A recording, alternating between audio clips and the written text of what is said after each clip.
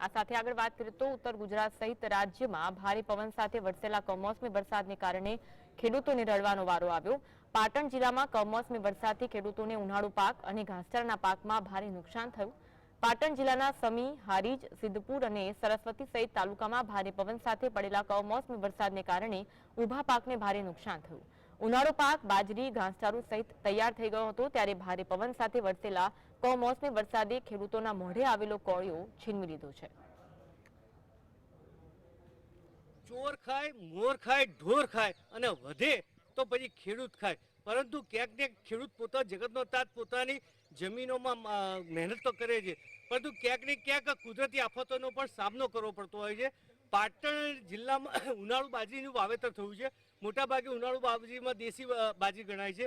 આ દેશી બાજરી લગભગ તૈયાર થઈ ગઈ હતી અને ગઈકાલે એકાએક જે રીતે વાતાવરણમાં પલટો આવ્યો અને જે વાવાઝોડું ફૂંકાયું એને લઈને ક્યાંક ને ખેતરોમાં જે બાજરીનો પાક હતો તૈયાર થયો હતો એ છેલ્લા ટાઈમે એને નુકસાન થયું છે। કેમેરામાં કેટલાક દ્રશ્યો બતાવે।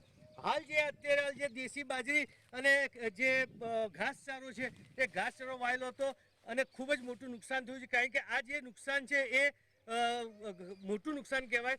સરકાર કદાચ પછી 33%ની કાંઈક ને કાંઈક અનાવારી ગણતી હોય છે, પરંતુ એ બધું કર્યા કરતાં અત્યારે હાલ જે ખેડૂત છે એ ખેડૂતોને ખૂબ જ મોટું નુકસાન થયું છે।